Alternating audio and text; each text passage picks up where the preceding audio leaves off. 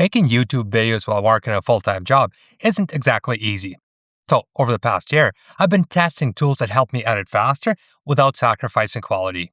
Today, I'm going to show you 5 tools that have completely changed my Final Cut Pro workflow.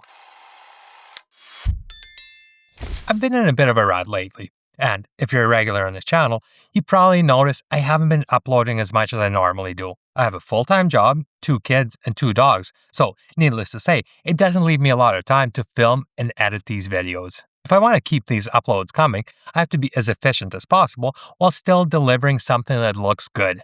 At least, that's what I told myself when I paid way too much money for this M5 Max MacBook Pro. But honestly, for me, it's worth it. It's a tool that removes friction from the editing process, which means I'm more likely to sit down and actually make a video. I'll be doing a proper comparison and testing how this machine stacks up against my other Macs, but today, I want to show you some of the other tools I use to make producing these videos faster and easier. First up is Selects by Cutback, who is sponsoring today's video. This tool is still fairly new to me, but it's already saved me a huge amount of time when editing. Let me show you how this works. When you first open Selects, you're greeted by a clean, simple import window. You just grab your clips and drag them right into it.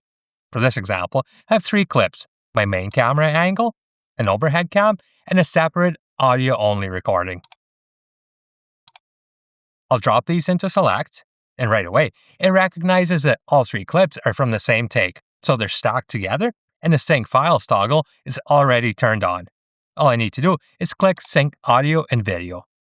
Selects uses the audio waveforms in the clips to perfectly sync everything together.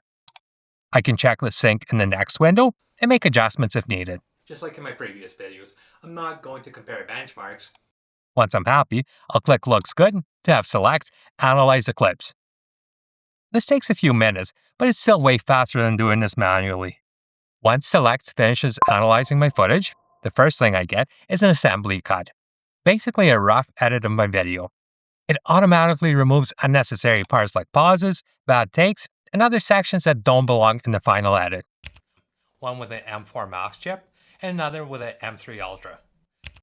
But I usually like to stay in full control of my edit, and since most of my videos are scripted, I prefer to use Selects to cut everything exactly according to my script. To do that, I'll click New Draft, then click the I have a script button. I'll paste my script into the window, click Continue, and then Build Draft. Once that's finished, I get a rough draft of my video edited perfectly to my script.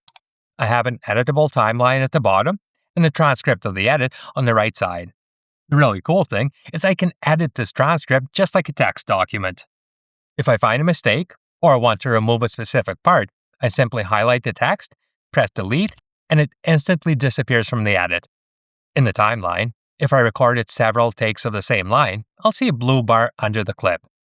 Clicking it lets me review those takes and pick the one I like best. Most of the time, Selects chooses the best one, but you can always change it. Before exporting this to Final Cut Pro, doing a little bit of cleanup here makes things a lot easier later.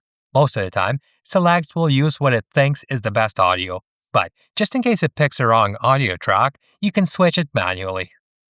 At the bottom, I'll turn on camera switch settings. In the sidebar, I'll leave it set to follow speaker, make sure only my A cam is selected, and switch the audio to my dedicated audio track. This way, the proper audio track is selected in Final Cut Pro for all my multicam clips. This one simple selection saves me from having to change the audio angle individually on every clip in Final Cut Pro. I'll hit Apply to update the timeline. There's a lot more you can do with Selects, enough for a full video on its own, but I'll save that deep dive for another video. For now, I'll hit the handoff button and export my project to Final Cut Pro. Over in Final Cut Pro, I now have a fully edited rough draft, complete with multicam clips, captions, topics, and chapters. Honestly, this is one of the best editing tools I've tried in a long time. And the biggest thing for me is how much time it saved me at the start of the edit, which is usually the slowest part of the whole process. If you want to try it for yourself, you can try Selects for free, and if you decide to keep using it, you can get 50% off your first month using the link in the description. So thanks again to Cutback for sponsoring this video. Number 2 on my list is FilmConvert.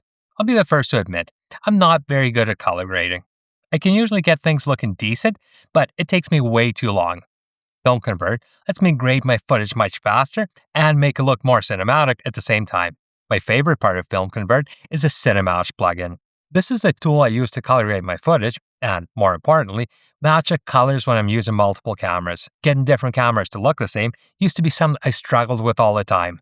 Let me show you how I use it. First, I'll open the effects browser, go to the camera matching category, and add CineMatch to my clip. In the inspector, I'll click Open Controls and move this adjustment window beside my viewer so I can see what I'm doing.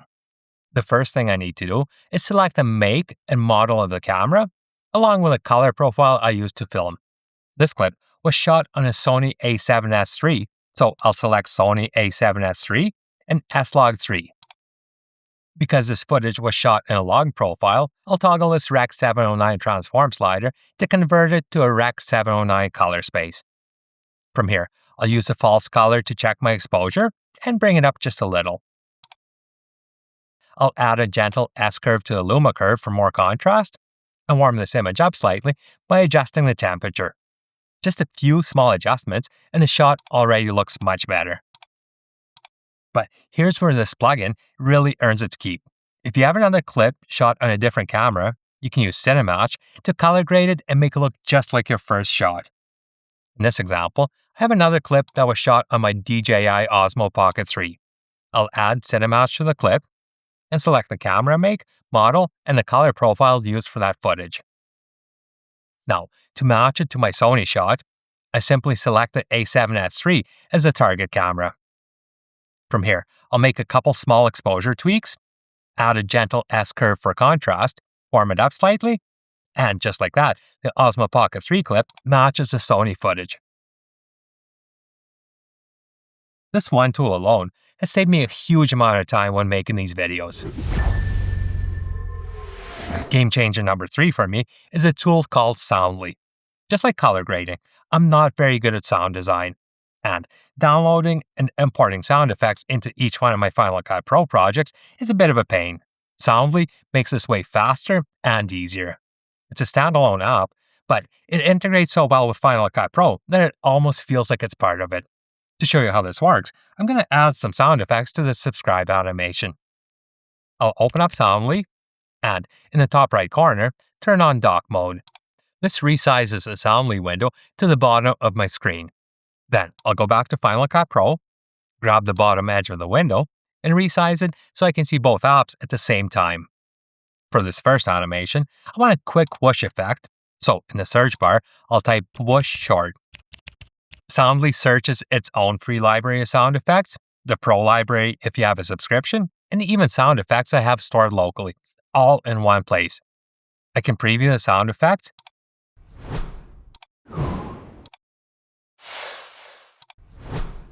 and once I find something I like, I can select the part of the waveform I want to use and simply drag and drop it into my Final Cut Pro timeline. Super simple. Next, I want a click sound effect for clicking the like button. I'll search for mouse click and preview a few sound effects until I find the one I want. Another really nice way to add it to your timeline is by using the Send to Final Cut Pro button. I just select the sound effect I want to add and click the button to send it straight into Final Cut Pro and automatically add it to my timeline. In this case, the entire sound effect gets added.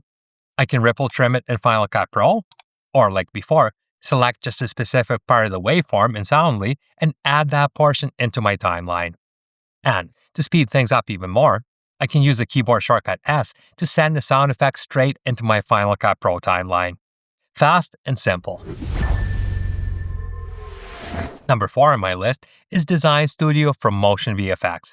This is my go-to tool for adding any kind of animation to my project, whether I want an animated title, a transition, a motion graphic, an effect, or anything like that. Chances are, I can find exactly what I need in DesignStudio. And just like Soundly, it works amazingly well with Final Cut Pro. It's a native Final Cut Pro extension, so to open it, I just click the Extensions button right inside Final Cut Pro and resize my windows so I can see both at the same time. Over in the M extension window, I can search for individual elements, pre-made collections, or specific plugin packs. This is great if you want to keep your animations consistent throughout your project. Once you find the element you want, you just download it and drag it straight into your timeline. And if you've ever used MotionVFX plugins before, you probably already know how reliable they are. Everything is fully adjustable, always updated, and just works. I hate plugins that break every time Final Cut Pro gets updated. And I've been using MotionVFX tools for a long time without any issues. And with DesignStudio, you also get MCaptions AI, which is probably one of the best caption tools available for Final Cut Pro. You can transcribe your entire project in seconds and automatically generate captions or even animated subtitles. In my experience, it's much more accurate than Final Cut Pro's built-in captioning tool. DesignStudio is great, but there is one catch. It's a subscription-only service, so you can't buy the plugins outright anymore. And more importantly, MotionVFX was recently acquired by Apple. I'm not sure what direction they're going to take it, but if I had to guess, I'd say these tools will eventually become part of Final Cut Pro, possibly a Creator Studio feature.